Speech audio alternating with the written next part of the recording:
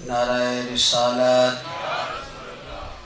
نعرہ حیدری، نعرہ حیدری، حسینیت، حسینیت، یزیدیت، یزیدیت، دشمنان اہل بیت پہ لعنت، دشمنان اہل بیت پہ لعنت، عظمت خاندان زہرا پہ بآواز بلند صلوات۔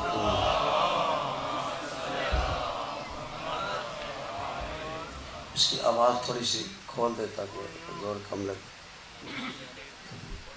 درود بھیجے محمد کی ذات پہ۔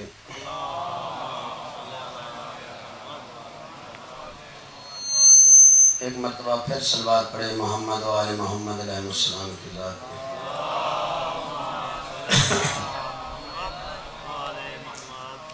ماشاءاللہ لا حول ولا قوة الا باللہ العلی العظیم۔ اعوذ باللہ من الشیطان اللعین الرجیم، بسم اللہ الرحمن الرحیم۔ الحمدللہ الذی خلق الانسان وعلمہ البیان، وشرفه على سائر الحيوان بالنطق والبيان، وكرمنا وفضلنا على الأمم السابقة بالتصديق والإيمان، وهو أحسن الخالقين، ثم الصلاة والسلام على أشرف الأنبياء والمرسلين، شفیع المذنبین، خاتم النبیین، سیدنا و حبیبنا و طبیب نفوسنا و شفیع ذنوبنا ابی القاسم محمد۔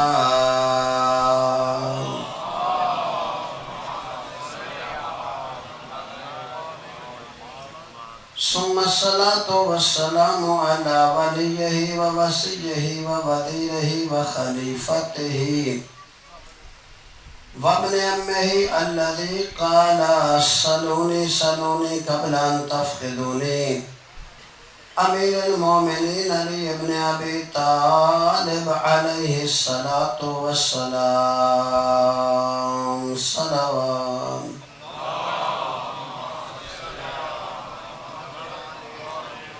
ثم الصلاة والسلام على آل بيته الطيبين الطاهرين المعصومين المظلومين الميامين، ولعنة الله على أعدائهم أجمعين من الآن إلى قيام يوم الدين وبعد يوم الدين.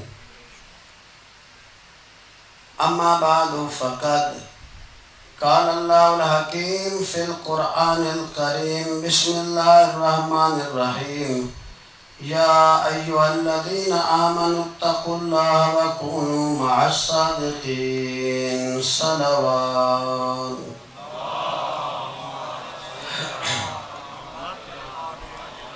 تمام حمد و ثنا ہے اس خالق مہربان کے لیے کہ جس نے سننے کے لیے کان، دیکھنے کے لیے آنکھیں، بولنے کے لیے زبان عطا فرمائی، اور تمام درود و سلام ہے ان مقدس ہستیوں کے لیے جن کی تعلیمات نے آنکھوں کو حق دیکھنے کی، کانوں کو حق سننے کی، زبان کو حق بولنے کی توفیق عطا فرمائی۔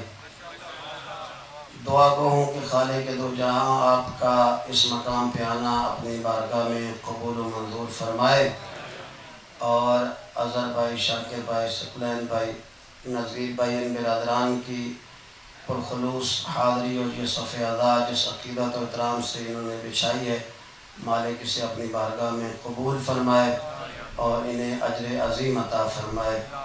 اس ذکر کا صدقہ میرے اللہ جو مومنین بیمار ہیں اور بالاخص جن کے لیے التماس سے دعا کیا گیا ہے، میرے اللہ محمد کاظم، سید منتظر مہدی اور جو بیمار ہیں، اس ذکر کا صدقہ مالک تمام بیماروں کو شفاء کلی عطا فرما۔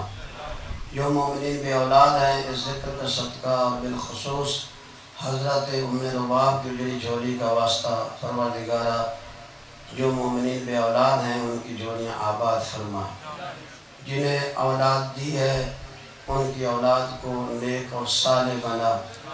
اس ذکر کا صدقہ جو مومنین پریشان حال ہیں ان کی پریشانیاں دور فرما، اور بالاخص اس ذکر میں جس نے بھی جس حوالے سے تعاون کیا، اور بالاخص انتظامیہ جو اس گرمی میں اور اس سختی میں وہ اپنی ڈیوٹیاں کر رہی ہیں، مالک سب کو اجر عظیم عطا فرمائے، سب کی ڈیوٹیاں حاضریاں مالک اپنی بارگاہ میں قبول و منظور فرمائے۔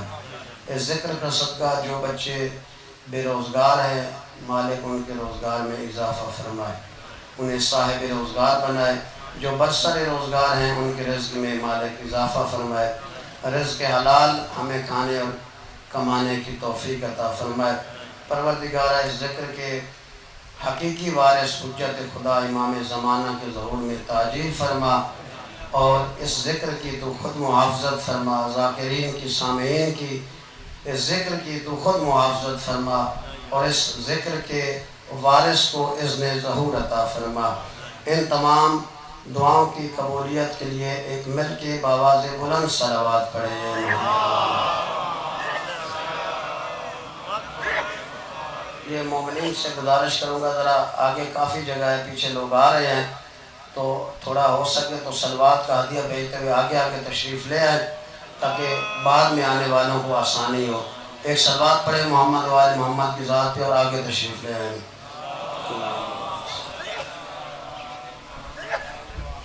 کافی سارے حضرات تشریف فرمائیں، مل کے بآواز بلند صلوات پڑھیں۔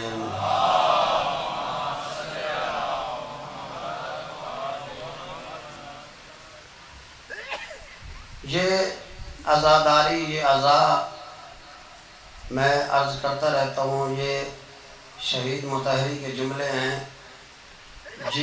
اس کو زندہ رکھنا یہ ہمارا کمال نہیں ہے، فرمایا بلکہ یہ عزاداری ہے جس نے ہمیں زندہ رکھا ہوا ہے، ہم نے اسے زندہ نہیں رکھا، عزاداری نے ہمیں زندہ رکھا ہوا ہے۔ اور جناب سیدہ نے اپنے بھائی کی فرش عزا بچھا کے سب سے نیچے بیٹھنے والی قوم کو سب سے اونچا بنا دیا، سب سے نیچے بیٹھنے والی قوم کو سب سے اونچا بنا دیا۔ دلیل یہ ہے اگر اس سے کوئی اونچی جگہ ہوتی تو فرشتے وہاں جاتے، یہاں نہ آتے، تو اللہ کے فرشتے اس ذکر کے لیے آتے ہیں، تو اس کا مطلب یہ ہے کہ یہ اس سے بلند کوئی جگہ نہیں ہے، اور یہ معجزہ ہے اس پروردگار کا۔ آیت ہے قرآن کی، فَاذْكُرُونِي أَذْكُرْكُمْ، تم میرا ذکر کرو میں تمہارا ذکر کروں گا۔ اور حسین تنہا ذاکر خدا تھا نوک نیزہ پہ، حسین نوک نیزہ پہ تنہا ذاکر خدا تھا۔ اللہ نے یہ کمال دکھایا کہ آج کروڑوں میں ذاکر حسین بنا دیے۔ فَاذْكُرُونِي أَذْكُرْكُمْ، تم میرا ذکر کرو میں تمہارا ذکر کروں گا۔ اور میں کہتا رہتا ہوں آپ ہوں گے تو بھی یہ ذکر ہے، ہم نہیں ہوں گے تو بھی یہ ذکر جاری و ساری رہے گا۔ اور اگر کائنات میں کوئی ایک انسان بھی نہ رہے تو بھی اللہ فرشتوں کو لباس آدمیت پہنا کے بھیجے گا، اور وہ ذکر حسین کرتے رہیں گے، یہ ذکر ہوتا رہے گا۔ اور پھر عزادار جو عزاداری کرتا ہے، جو امام کی زیارت کے لیے جاتا ہے، زائر امام ہے، اس کی عظمت خدا و رسول کی نگاہ میں کیا ہے، ایک واقعے کی شکل میں آپ کی خدمت میں عرض کرنا چاہتا ہوں۔ کوئی معمولی عبادت نہیں ہے، اس لیے کہ حسین وہ ہے جس کا صرف شیعوں سے تعلق نہیں ہے، حسین محسن انسانیت ہے۔ آپ نے دیکھا ہوگا غیر مسلم بھی حسین کا غم مناتے ہیں، ہندو بھی حسین کا غم مناتے ہیں۔ حسین محسن انسانیت ہے، اور پھر حسین نے کمال کیا کیا ہے؟ کربلا کو حسین نے اپنی قربانیوں سے معلّہ بنایا، اور وہ عظمت عطا کی ہے کربلا کو کہ آپ کو کہیں نہیں ملے گا کہ کربلا والے عرش پہ جاتے ہیں، یہ ضرور ملے گا عرش والے کربلا میں آتے ہیں۔ حسین نے ایسے آباد کیا ہے کربلا کو کہ عرش والے کربلا میں حسین کا شکریہ ادا کرنے آتے ہیں۔ آج کوئی بھی حسین کا ذکر روکنا چاہے، مٹانا چاہے، یہ نہیں مٹا سکتا۔ یہ خدا کا وعدہ ہے، اور جب تک یہ دین باقی رہے گا حسین زندہ باد رہے گا۔ یہ اللہ اکبر کی صدائیں، یہ قرآن کی تلاوت، یہ تمہاری عبادت، یہ صدقہ ہے، احسان ہے اس علی کے بیٹے کا جس نے اپنی قربانی کے ذریعے 1.25 لاکھ نبیوں کی محنتوں کو بچایا۔ دین است حسین کا مطلب یہ ہے، اگر کہنا اسلام است حسین تو اس کا مطلب یہ ہوتا کہ حسین نے صرف پیغمبر کی شریعت کو بچایا ہے۔ پیغمبر کی شریعت کا نام اسلام ہے۔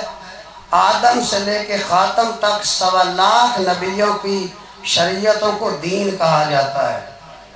حسین محافظ دین ہے، حسین نے دین کو بچایا ہے۔ اور میں عرض کر رہا ہوں کیا عظمت ہے ایک عزادار کی، اہل بیت کی نگاہ میں، خدا کی نگاہ میں۔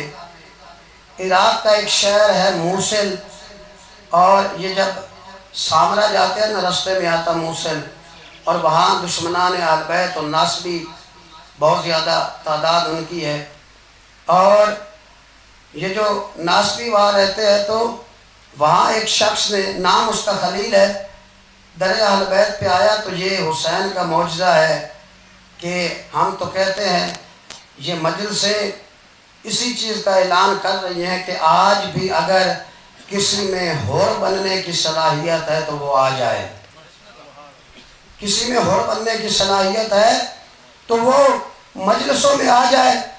یہ خلیل موصلی، اس کے باپ نے یہ منت مانی تھی کہ پروردگارہ مجھے تو بیٹا عطا کر، میں اسے امام حسین کے زائرین کا قاتل بناؤں گا، امام حسین کے زائرین کا قاتل بناؤں گا۔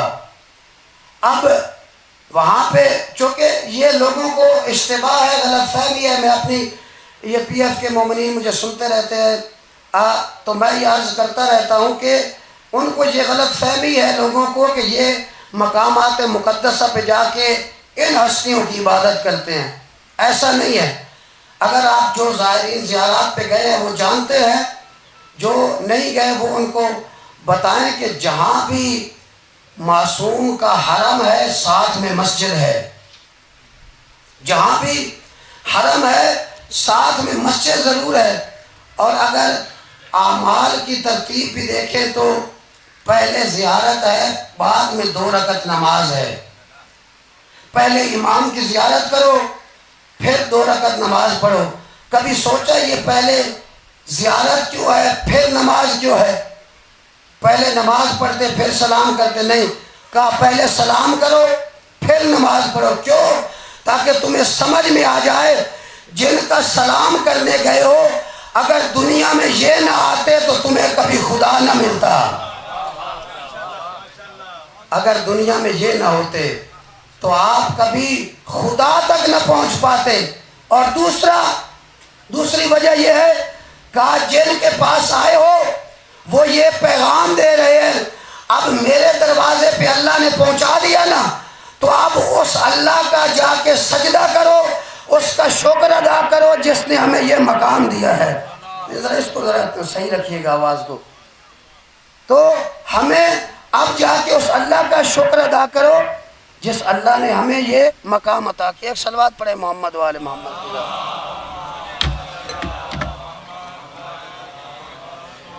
بار دیگر ایک صلوات پڑھیں محمد.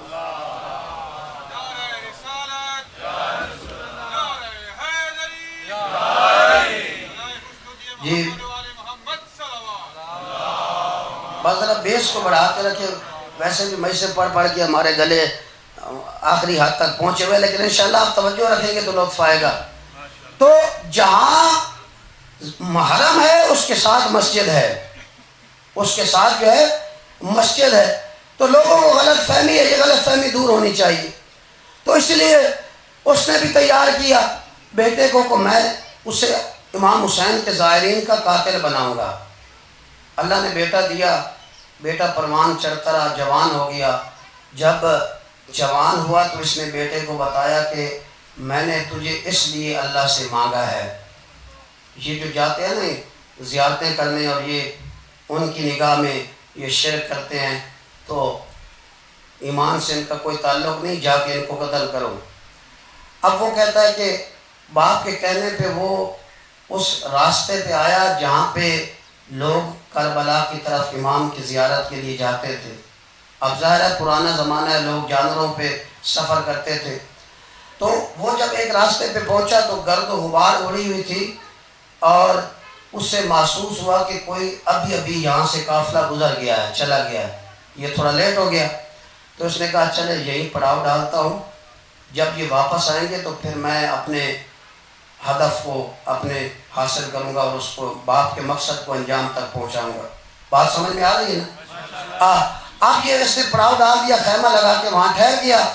اور جب یہ سویا نا اس نے عالم خواب میں دیکھا کہ دو فرشتے آئے اور انہوں نے اس کو اٹھا کے جہنم میں پھینک دیا، جہنم میں پھینک دیا. لیکن خدا کی قدرت ایسی ہے کہ جہنم کی آگ اسے جلاتی نہیں ہے، آگ میں ہے لیکن جلتا نہیں ہے. اب فرشتوں نے جہنم سے کہا بھائی یہ دشمن اہل بیت ہے، امام کے زائرین کو قتل کرنے کے لیے یہاں اس نے پڑاؤ ڈالا ہے، تو اسے جلاتی کیوں نہیں ہے؟ اب سننا، تو جلاتی کیوں نہیں ہے؟ اس نے کہا اس لیے جب یہ وہاں پہنچا تھا نا، قافلہ گزرا تھا، اس کی گرد و غبار اس کے جسم پہ لگی ہے، اس لیے میں اسے نہیں جلا سکتی. امام کے زائرین کے جو سفر کرتے ہوئے اڑنے والی گرد و غبار اس کے جسم پہ لگی ہے، اس لیے میں اسے نہیں جلا سکتی. اب یہ خواب سے بیدار ہوا اور دیکھتا ہے کہ واقعاً مجھے باپ نے جو مقصد بتایا ہے وہ کچھ اور ہے اور حقیقت کچھ اور ہے. یہ کہہ کے وہ وہیں سے سیدھا یہ خلیل آیا مولا حسین کے حرم میں اور آ کے مولا حسین کی بارگاہ میں معافی مانگی. کہا مولا میں خود آپ کے در پہ آیا ہوں، آپ ہیں چراغ ہدایت، آپ مجھے ہدایت فرمائے. اور مولا نے اسے ایسی ہدایت کی، اس کے دل و دماغ کے دریچے کھولے اور وہ آل محمد کا شاعر بنا. آج بھی اس کے اشعار حسین کے حرم کی دیواروں پہ لگے ہیں. ایک شعر کا مفہوم یہ ہے، وہ کہتا ہے دنیا والوں آؤ تمہیں بتاؤں، اگر جہنم سے بچنا ہے تو خلیل موصلی تمہیں نسخہ دیتا ہے کہ تم امام حسین کے ظاہر کی خاک اپنے بدن پہ مل لو، جہنم تمہیں جلانے سے انکار کر دے گا، جہنم تمہیں جلانے سے انکار کر دے گا. ایک صلوات پڑھے محمد والے محمد کی ذات پہ. یہ آواز ایسا بھاری کیوں ہو رہی ہے، اس میں چینجنگ کیوں ہو رہی ہے؟ ایک جگہ پہ بس یہیں ٹھیک ہے، یہ لیکن پھر تبدیل ہو جائے. ایک صلوات پڑھے محمد والے محمد کی ذات.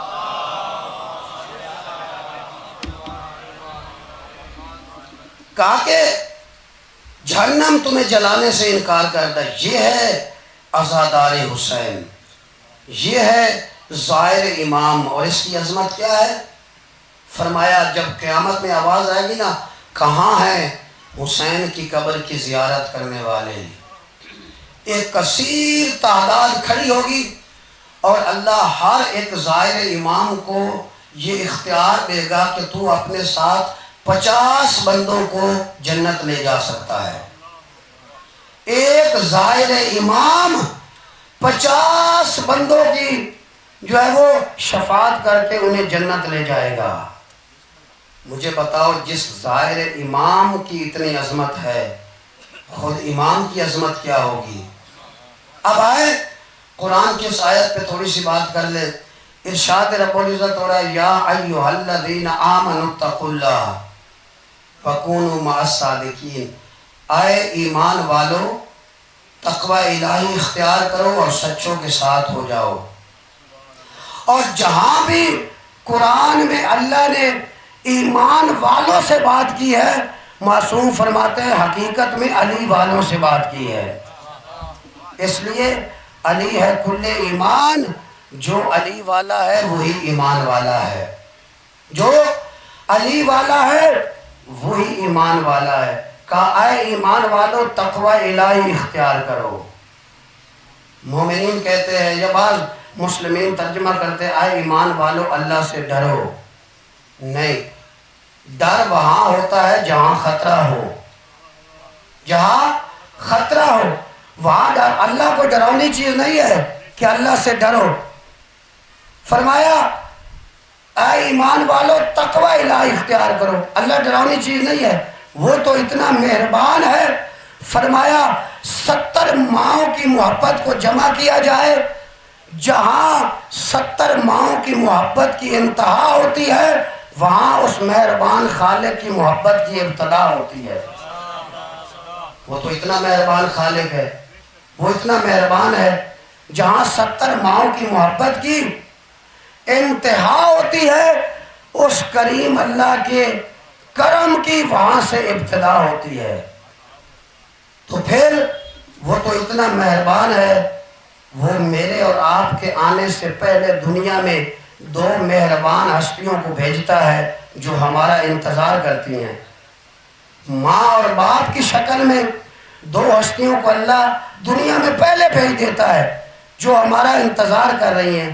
اچھا مجھے یہ بتائے پروردگارہ تو ماں اور باپ کے وسیلے سے ہمیں دنیا میں کیوں بھیجتا ہے؟ تو شاید جواب یہ آئے اس لیے کہ تم دنیا میں آنے میں وسیلے کے محتاج ہو، اللہ بھیجنے میں وسیلے کا محتاج نہیں ہے۔ وہ چاہے تو عیسیٰ کو بغیر باپ کے بھیج دے، وہ چاہے تو آدم کو بغیر ماں باپ کے بھیج دے، ٹھیک ہے؟ تم دنیا میں آنے میں وسیلے کے محتاج ہو، وہ بھیجنے میں وسیلے کا محتاج نہیں۔ ایک صلوات پڑھے محمد و آل محمد کی بار دیگر ایک صلوات پڑھے محمد و آل محمد کی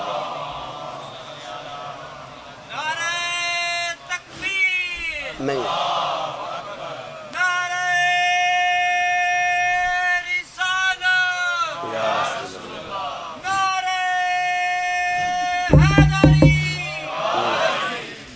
صلوات پر محمد و آل محمد۔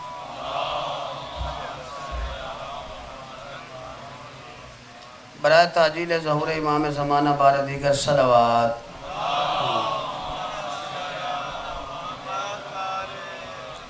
ایک اور صلوات بھی پڑھے محمد و آل محمد کی ذات۔ چلے جیسے بھی ایک جگہ پہ اس کو روک کے رکھیں، چلے میں ایسا ایسا ہی پڑھ لوں گا لیکن ایک جگہ پہ اس کو روک کے رکھیں۔ اچھا اب کیا فرمایا اللہ کیوں بھیجتا ہے؟ پروردگارہ تو نے ماں باپ کو وسیلہ کیوں بنایا؟ کہا اس لیے تاکہ تمہیں یاد رہے کہ جب تم دنیا میں آ نہیں سکتے بغیر وسیلے کے، جنت میں جا بھی نہیں سکتے بغیر وسیلے کے۔ دنیا میں آنے کے لیے وسیلہ چاہیے، جنت میں جانے کے لیے بھی وسیلہ چاہیے۔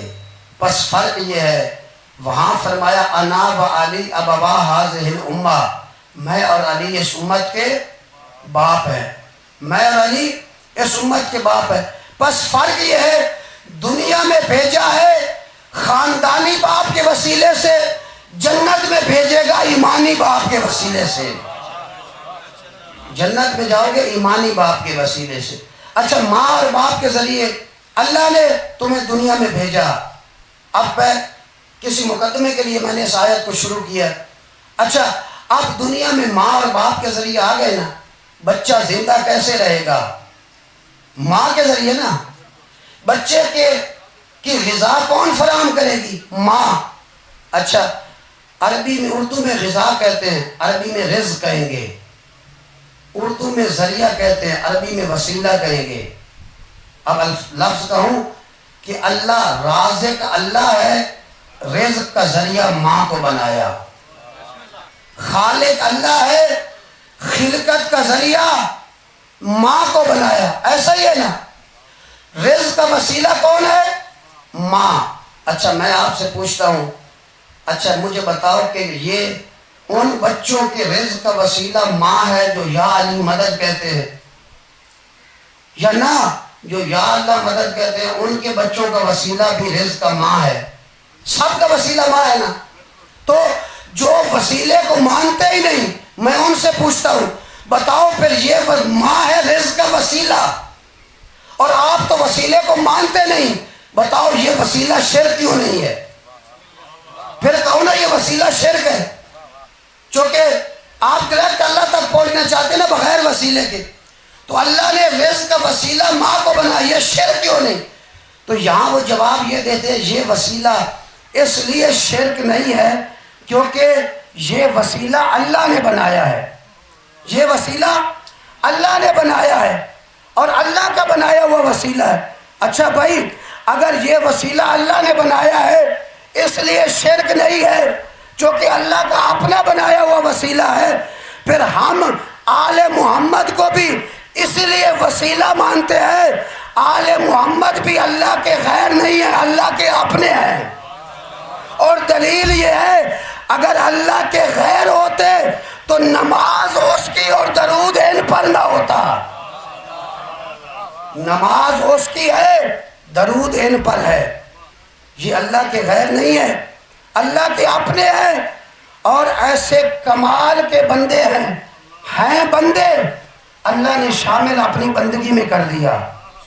اللہ نے آل محمد کو بندگی میں شامل کیا اور اس انداز سے کیا، فرمایا کہ اگر ان پہ درود نہیں پڑھو گے تو میں تمہاری نماز ہی قبول نہیں کروں گا، مجھے تمہاری وہ عبادت نہیں چاہیے کہ جس میں میری بندگی کا اقرار ہو، محمد و آل محمد پہ درود نہ ہو۔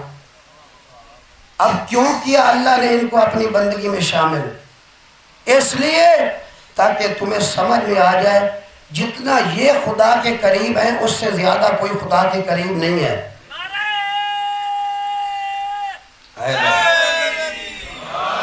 اس سے زیادہ بات کو سمجھیے گا، بے شک اب سپیکر بھی ایسا ہے بھارت، آپ بھی ٹھنڈے بیٹھے ہیں، بالکل بیٹھے رہے ٹھنڈے، آپ بات ٹھنڈی باتیں سنتے رہے لیکن پلے باندھنے کی کوشش کریں، ٹھیک ہے؟ تو آپ کیا ہے کیوں شامل کیا؟ ایک تو یہ ان سے زیادہ اللہ کا قرب کسی کو حاصل نہیں، اور میں مسلسل کہہ رہا ہوں آپ ان کے قریب ہوں تو یہ اتنا جلدی خدا سے ملاتے ہیں کہ ملنے میں دیر نہیں لگتی۔ اب جملہ کہوں گا جو لطف لیں گے وہی بولیں گے، کتنا جلدی خدا سے ملاتے ہیں۔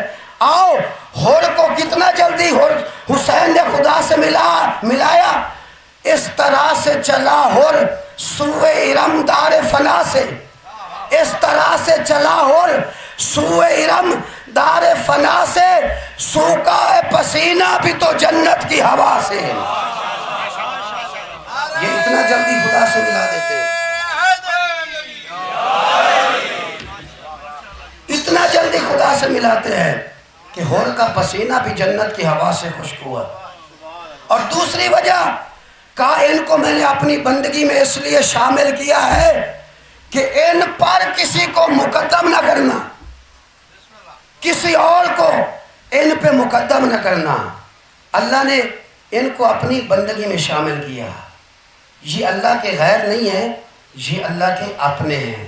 اب آئیں آیت کا دوسرا ٹکڑا، کیا فرمایا کہ تقوی الہی اختیار کرو وَكُونُوا مَعَ الصَّادِقِينَ، اور سچوں کے ساتھ ہو جاؤ، سچوں کے ساتھ ہو جاؤ۔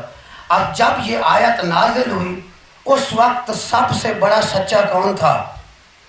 رسول کی ذات، وہ صادق ہے نا، لیکن قرآن نے یہ نہیں کہا سچے کے ساتھ ہو جاؤ، قرآن نے کہا سچوں کے ساتھ ہو جاؤ، صیغہ ہے جمع کا۔ تو اس کا مطلب یہ ہے یا صحابہ کو پوچھنا چاہیے یا رسول کو بتانا چاہیے، یا رسول اللہ قرآن نے تو جمع کا صیغہ استعمال کیا، آپ کے جاننے کے بعد ویسی صداقت کس کی ہے جیسی رسول کی ہے؟ ویسی طہارت کس کی ہے جیسی رسول کی ہے، ویسی نورانیت کس کی ہے جیسی رسول کی ہے. تو کچھ ایسے سچے ہیں نا جن کی صداقت ویسی ہے جیسی رسول کی ہے. آؤ آپ ڈھونڈتے ہیں وہ سچے کون ہیں. نبی نے کہا ان سچوں کا تعارف مسجد میں نہیں کراؤں گا، ان سچوں کا تعارف گھر میں نہیں کراؤں گا، ان سچوں کا تعارف میں تمہیں مباہلے کے میدان میں کراؤں گا.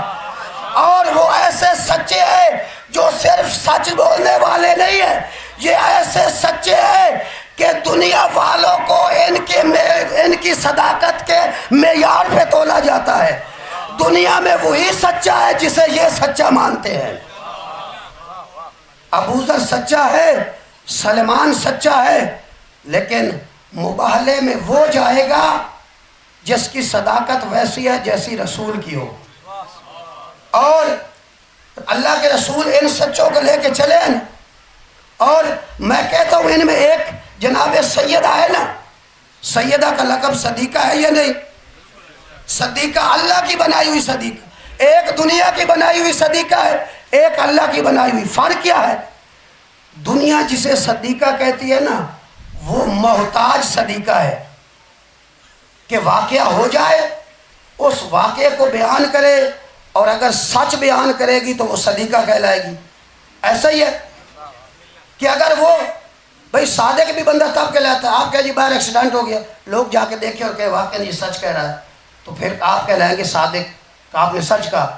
صدیقہ جب واقعہ ہو جائے اور اس کو سچ بیان کرے تو وہ صدیقہ. اللہ کی بنائی ہوئی صدیقہ محتاج صدیقہ نہیں ہے، یہ واقعے کی محتاج نہیں ہے، یہ وہ صدیقہ ہے جو مختار صدیقہ ہے. اگر یہ کہہ دے کہ کپڑے درزی کے پاس ہے تو پھر درزی کو کپڑے لے کے آنا پڑتا ہے.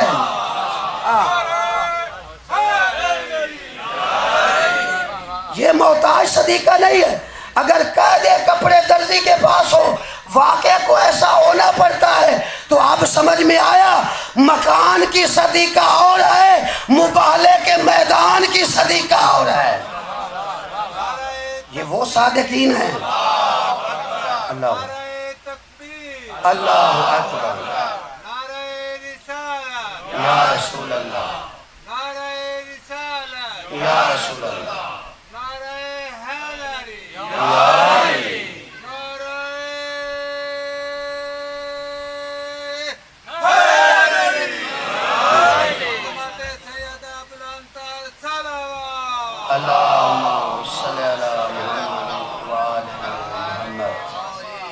تو اب پتہ چلا وہ صادقین کون ہے جن کا رسول نے تعارف کرایا. فرمایا کونوا مع الصادقین، ہو جاؤ ان سچوں کے ساتھ. اب یہ دنیا کا قصور ہے، ان کو وہ سچا نہیں ملا تو ہم کیا کریں؟ ہمارے پاس تو آج بھی ایک ویسا صادق موجود ہے جس کی صداقت رسول جیسی ہے، جس کی صداقت رسول جیسی ہے.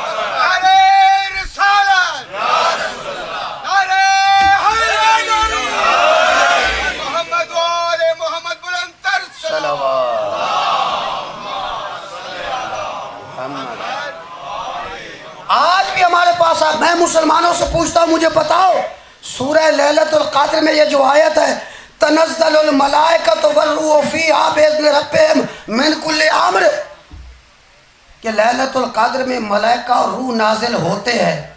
یہ نہیں کہا تنزلو کہا، تنزل پاسٹ سینٹنس استعمال نہیں کیا، پاسٹ ٹینس، پریزنٹ ٹینس استعمال کیا. فعل مضارع عربی میں کہتے ہیں، اور فعل مضارع اسی کہتے ہیں جس میں تجدد بھی ہوتا ہے، دوام بھی ہوتا ہے. یعنی ملائکہ نازل ہوتے ہیں اور ہوتے رہیں گے، ہوتے رہیں گے. آج مسلمان بتائے لیلۃ القدر میں ملائکہ جو ہر امر لے کے آتے ہیں کس کے پاس آتے ہیں؟ ہر امر کسے کہتے ہیں؟ یہ زندگی امر ہے، موت امر ہے، رزق امر ہے، بیماری امر ہے، روزگار امر ہے، شفا امر ہے، خوشحالی امر ہے. یہ سارے امر لے کے آتے ہیں. تو کوئی تو اولل الامر ہے نا جس کے پاس اللہ کے ملائکہ آتے ہیں.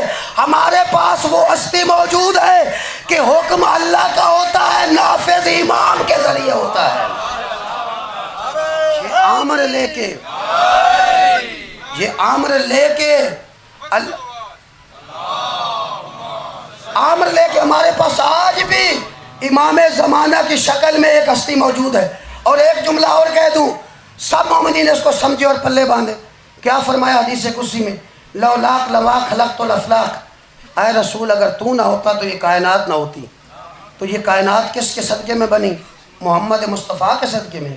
ایسا ہی ہے، اب آپ یہاں مجلس ہو رہی ہے نا، اب مجلس کا اہتمام ہوا، یہ کائنات لگی، دریاں بچھائے گئی، سپیکر لایا گیا، ساؤنڈ والے برادر کو بلایا گیا، اگرچہ ساؤنڈ کا وہ آواز صحیح نہیں ہے لیکن بلایا گیا، اہتمام کیا گیا، یہ سارے آئے حضرات، آپ سب آ گئے، ٹھیک ہے، پڑھنے والے پڑھیں گے۔ جب مجلس ختم ہو جائے گی تو یہ سب کچھ ختم ہو جائے گا، ایسا ہی ہے، سپیکر چلے جائیں گے، یہ پنکھے چلے جائیں گے، یہ ویڈیو والے بھی چلے جائیں گے، یہ سارے مومنین بھی نیاز کھا کے چلے جائیں گے، ایسا ہی ہے نا۔ اچھا، اللہ نے کائنات کو بنایا ہے مصطفیٰ کے صدقے میں، محمد کے صدقے میں۔ اب محمد مصطفیٰ تو دنیا سے چلے گئے، چاہیے تو یہ تھا کائنات ختم ہو جاتی، ایسا ہی ہے نا بھائی۔ جس طرح میں نے مثال دی، مجلس ختم تو سب کچھ ختم۔ جس رسول کے صدقے میں اللہ نے کائنات کو بنایا، اب رسول چلے گئے تو کائنات ختم ہو جانا چاہیے۔ کائنات باقی ہے، سورج چاند ستارے باقی، درخت شجر حجر باقی، کائنات کا نظام باقی۔ بھائی رسول تو چلے گئے جن کے صدقے میں بنی، کائنات باقی کیوں ہے؟ کائنات کی بقا بتاتی ہے اسی محمد کا بیٹا محمد باقی ہے جس کے صدقے میں کائنات باقی ہے۔ اس لیے فرمایا اولنا محمد، اوسطنا محمد، کلنا محمد، ہمارا پہلا بھی محمد ہے، ہمارا درمیانی بھی محمد ہے، ہمارا آخری بھی محمد ہے، ہم سب کے سب محمد ہیں۔ اس کائنات کی اکبر نعرہ رسالت یا رسول اللہ، نعرہ حیدری اور محمد وآل محمد صلوات صلی اللہ محمد۔ آج ہمارے پاس ایک ایسی ہستی ہے جس کے صدقے سے کائنات کو فیض مل رہا ہے، جسے امام زمانہ کہتے ہیں ہم۔ آج وہ ہستی باقی ہے جن کے صدقے میں کائنات باقی ہے۔ اچھا، اب پیغمبر نے ان سچوں کا تعارف کرایا مباہلے کے میدان میں۔ خدا کی قسم، جس شان سے آیت نازل ہوئی اسی شکل سے قافلہ مباہلے کے میدان میں چلا۔ قرآن نے کہا فَقُلْ تَعَالَوْا نَدْعُ أَبْنَاءَنَا وَأَبْنَاءَكُمْ، ہم اپنے بیٹوں کو بلاتے ہیں، تم اپنے بیٹوں کو بلاؤ۔ وَنِسَاءَنَا وَنِسَاءَكُمْ، ہم اپنی عورتوں کو بلاتے ہیں، تم اپنی عورتوں کو بلاؤ۔ وَأَنفُسَنَا وَأَنفُسَكُمْ، تم اپنے نفسوں کو بلاؤ، ہم اپنے نفسوں کو بلاتے ہیں۔ اچھا، یہاں یہ بھی سن لے، ہو سکتا ہے یہ پہلے آپ نے نہ سنا ہو یا سنا ہو تو پھر معذرت چاہوں گا تکرار کی۔ اچھا، ادھر سے ابنانا کون گئے؟ حسن حسین۔ نسانا سیدہ، انفسنا کی جگہ پہ کون گئے؟ مولا علی۔ اچھا، ان کی طرف سے ان کا مصداق کون تھا؟ عیسائیوں کی طرف سے ابنانا کا مصداق کون تھا؟ حضرت عیسیٰ، چونکہ عیسیٰ کو وہ اللہ کا بیٹا مانتے تھے۔ نسانا کا مصداق کون تھا؟ جناب مریم، جناب مریم نسانا۔ اور انفسنا کا مصداق عیسائیوں کے ہاں جبرائیل تھا۔ ان کا ابنانا کا مصداق عیسیٰ، ان کا انفسنا کا مصداق جو ہے جبرائیل، نسانا کا مصداق مریم۔ اب اللہ کے رسول نے بھی ان کا انتخاب کیا، کہا تم ابنانا کی جگہ پہ اگر عیسیٰ کو پیش کرو گے تو میں ابنانا کے مقام پہ فخر عیسیٰ کو لاؤں گا۔ تم نسانا کی جگہ پہ مریم کو پیش کرو گے، میں نسانا کی جگہ پہ فخر مریم کو لاؤں گا۔ تم انفسنا کی جگہ پہ جبریل کو لاؤ گے، میں ان انفسنا کی جگہ پہ استاد جبریل کو لاؤں گا، استاد جبریل کو لاؤں گا۔ اور اب وہاں سے یہ چلے، ان کا مصداق یہ، یہاں ان کا مصداق یہ۔ حسین ہاتھوں پہ آ گیا، میں مولا حسین تک۔ حسین ہاتھوں پہ ہے، حسن انگلی تھامے ہے، پیچھے جناب سیدہ، آخر میں علی۔ یا رسول اللہ، علی تو ہر میدان میں سب سے آگے ہوتا ہے، علی ہر میدان میں سب سے آگے۔ یہاں علی کو منگیش صاحب پیچھے کیوں رکھا؟ اس کی وجہ یہ ہے تاکہ مباہلے والے لوگ، مباہلہ انہوں نے سلنڈر کیا، دنیا یہ نہ کہے کہ عیسائیوں نے علی کو دیکھا ڈر گئے، علی کے ڈر سے انہوں نے ہار مان لی۔ علی کو آخر میں رکھ کے نبی نے بتایا میں نے مباہلہ علی کی طاقت سے نہیں جیتا ہے، 5 تن کی صداقت سے جیتا ہے۔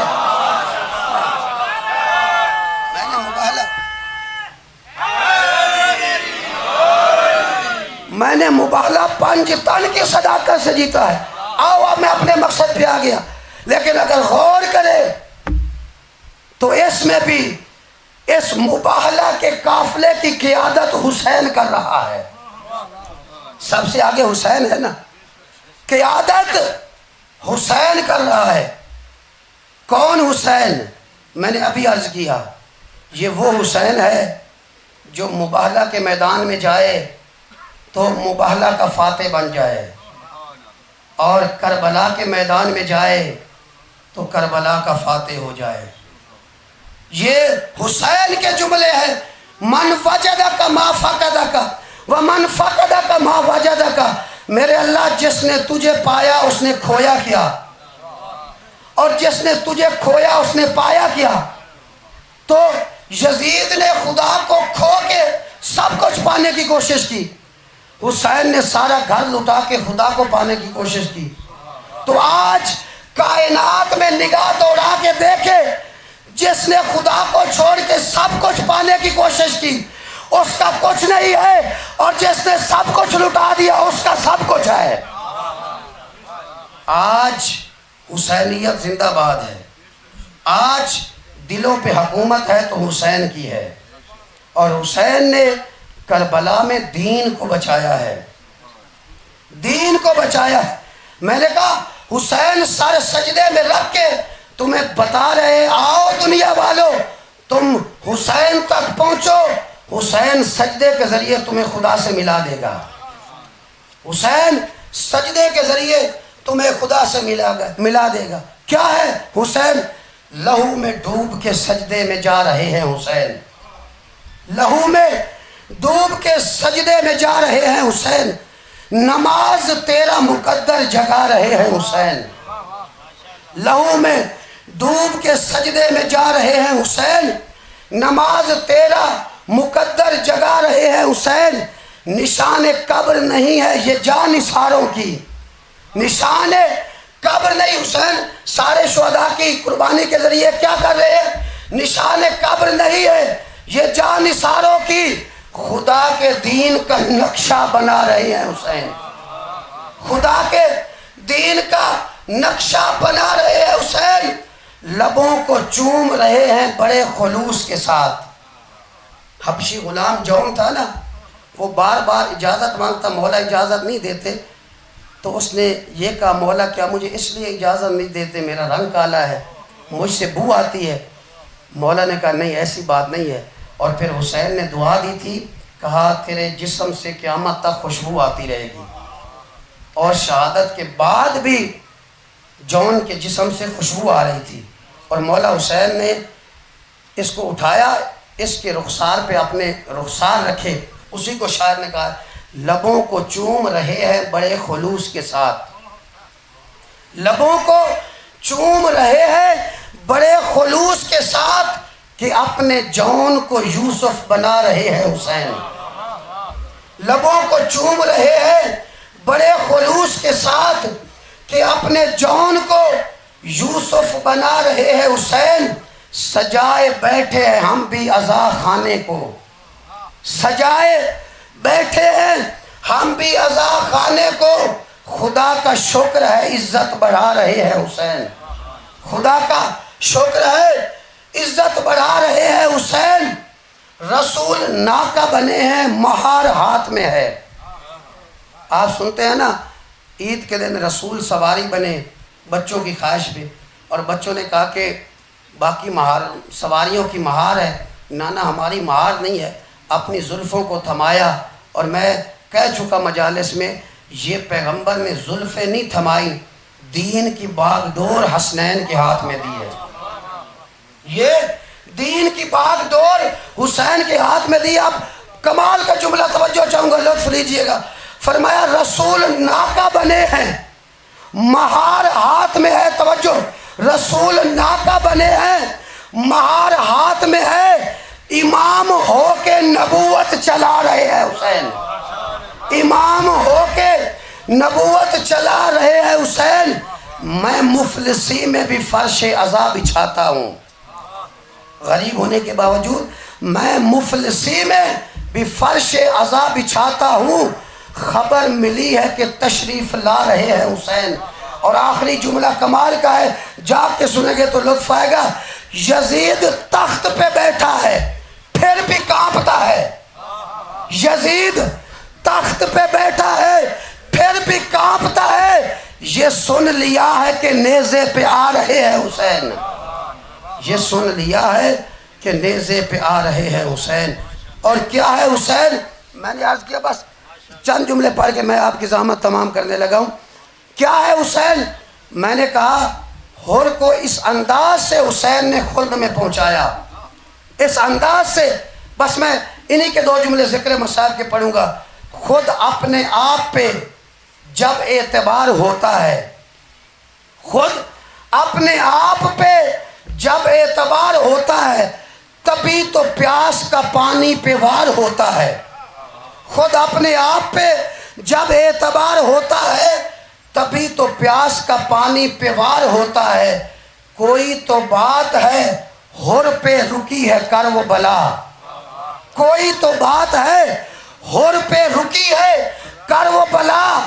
کسی کا یوں ہی نہیں انتظار ہوتا ہے, کسی کا یوں ہی نہیں انتظار ہوتا ہے. توجہ, کرم حسین کا لایا ہے ہر نہیں آیا. یہ حسین کا کرم اسے لے آیا. کرم حسین کا لایا ہے ہر نہیں آیا.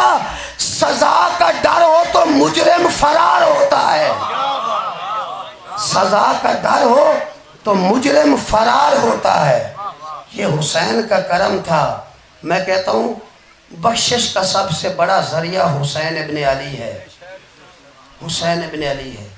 اور میں کہتا رہتا ہوں اتنا بڑا مجرم تھا ہر, جس نے سب سے پہلے حسین کا راستہ روک کے علی کی بیٹیوں کو رلایا. حسین کے لشکر کو کربلا تک لانے والا ہر ہے. 3 محرم کو نہر فرات سے خیمے ہٹانے والا ہر ہے. 10 محرم تک فوجیں بلانے والا ہر ہے. اتنی غلطیاں کرنے والا ہر جب حسین کے دروازے پہ آیا, حسین نے سینے سے لگا کے کہا ہر تیری ماں نے تیرا نام ہر رکھا ہے, تو دنیا میں بھی آزاد ہے آخرت میں بھی آزاد ہے. تجھے میں نے بھی معاف کیا, میرے خدا نے بھی معاف کیا. کیوں؟ اس لیے کہ شب عاشور ہر خیمے میں بے چین تھا. حسین کے خیموں سے بچوں کی العطش کی صدائیں بلند تھیں. اور ہر کے کان میں یہ آواز آئی, ہر اتنا بتا میرے بیٹے کی خطا کیا تھی. ہر اتنا بتا دے میرے بیٹے کا قصور کیا تھا. ہر پہلے ہی بے چین تھا, سمجھ گیا یہ کوئی اور نہیں ہے, رسول کی بیٹی فریاد کر رہی ہے, یہ رسول کی بیٹی کی صدا ہے. اب ہر نے کہا کہ نہیں, میں نے جنت جانا ہے, جہنم میں نہیں رہنا. بیٹے سے کہا بیٹا میں بہت بڑا مجرم ہوں, ہو سکتا ہے حسین بڑا سخی ہے, کریم ہے, لجپال ہے, ہو سکتا ہے مجھے معافی مل جائے, مجھے مجرموں کی طرح لے جاؤ. آنکھوں پہ پٹی باندھ دو, ہاتھ میں رسی باندھ دو, اور مجرموں کی طرح مجھے کھینچ کے رسی پکڑ کے لے جا. اور جب حسین کے قدم آئیں مجھے بتا دینا, میں حسین کے قدموں پہ سر رکھ کے معافی مانگ لوں گا. اور مجھے پتہ ہے وہ کریم ابن کریم ہے, کریم کا بیٹا ہے, وہ مجھے معاف کر دے گا. اب ہر کا بیٹا لے کے ہر کو چلا ہے نا, بس زیادہ 2 جملے کہنے ہیں. اب 2 قدم بیٹا چلا تھا, بیٹے کا گریا بڑھا, کہا بابا مجھ سے اب آگے چلا نہیں جاتا. کیوں؟ کہا بابا آپ کو لینے کے لیے شبیہ پیغمبر آ رہے ہیں, آپ کو لینے کے لیے علی اکبر آ رہے ہیں. ہر کا گریا بڑا, کہا بیٹا جب حسین سامنے آئے مجھے بتانا. آنکھوں پہ پٹی تھی نا, کہا حسین آئے بتانا, میں حسین کے قدموں پہ سر رکھ دوں گا. بخشش کا سب سے بڑا ذریعہ حسین ہے. آؤ آپ بھی حسین کے در پہ آ کے معافی مانگ لو, وہ بڑا کریم ہے. 2 قدم اور بیٹا چلا. کہا بابا چلنے کی ہمت نہیں. کہا اب کیا ہوا؟ کہا بابا آپ کو لینے کے لیے کمرے بنی ہاشم آ رہا ہے, آپ کو لینے کے لیے عباس آ رہے ہیں. اور نے کہا بیٹا مجھے بتانا حسین کہاں ہے؟ اب جو 2 قدم چلے, کہا بابا آپ کو لینے کے لیے زہرا کا لال علی کا لخت جگر حسین آیا ہے. کہا بیٹا مجھے بتا دے حسین کے قدم کہاں ہے؟ حسین کے قدموں پہ. اور نے سر رکھ دیا, مولا نے سینے سے لگایا, اور تجھے میں نے معاف کیا, میرے خدا نے معاف کیا. اور نے کہا مولا بہت بڑا مجرم ہوں, میں اپنے گناہوں کی معافی مانگنا چاہتا ہوں. ابھی یہ باتیں ہو رہی تھی, فضا نے آ کے کہا اور تجھے علی کی بیٹی زینب سلام کہتی ہے. اللہ اکبر. اور ماتم کر کے کہتا ہے کہا اتنا بڑا مجرم, کہا علی کی بیٹی زینب. اور پھر کہا اور علی کی بیٹی کہہ رہی ہے کل تو دشمن بن کے آیا تھا, ہم نے تجھے پانی پلایا, آج مہمان بن کے آیا ہے. زینب شرمندہ ہے, ایک گھونٹ پانی نہیں جو تجھے پیش کر سکے. کہا مولا میں اپنی غلطی کی تلافی کرنا چاہتا ہوں. ہور کا ایک بیٹا تھا علی ابن ہور, پہلے وہ گیا میدان میں. جب وہ زین سے زمین پہ آیا نا, روایت کہتی ہے کہ ہور بعد میں پہنچا, حسین پہلے پہنچے. حسین نے اس کے بیٹے کو اٹھایا, کہا ہور ٹھہر جا, تو بوڑھا باپ ہے, یہ جوان بیٹا ہے. بوڑھا باپ جوان کا لاشا نہیں اٹھاتا. میں عرض کروں گا مولا اسی کربلا میں ایک لمحہ وہ آنے والا ہے جہاں اکبر جیسا جوان بیٹا ہوگا, حسین جیسا بوڑھا باپ ہوگا, کوئی آگے بڑھ کے نہیں کہنے والا ہوگا کہ بوڑھا باپ جوان کا لاشا نہیں اٹھاتا. بس ازادارو ہور نے اجازت لی, میدان میں آیا. جب زین سے زمین پہ آیا, 2 جملے, جب زین سے زمین پہ آیا مولا آئے, اس کی پیشانی میں تیر لگا تھا. مولا حسین نے تیر تو نکال لیا, خون نہیں رکتا تھا. اور پھر کہا بہن زینب ذرا زہرا کے ہاتھوں کا سلا رومال دینا. اللہ اللہ, اتنا بڑا مجرم, اتنی غلطیاں کرنے والا, اور کیا مقدر پایا, سیدہ کا رومال پیشانی پہ باندھ کے ان کی بارگاہ میں گیا. اور شاید حسین نے اس لیے رومال بندھوایا ہو تاکہ جناب زہرا دیکھے اور پہچان لے کہ یہ حسین کو راضی کر کے آیا ہے, یہ زینب کی رضا لے کے آیا ہے. اللہ لعنت اللہ علیہ.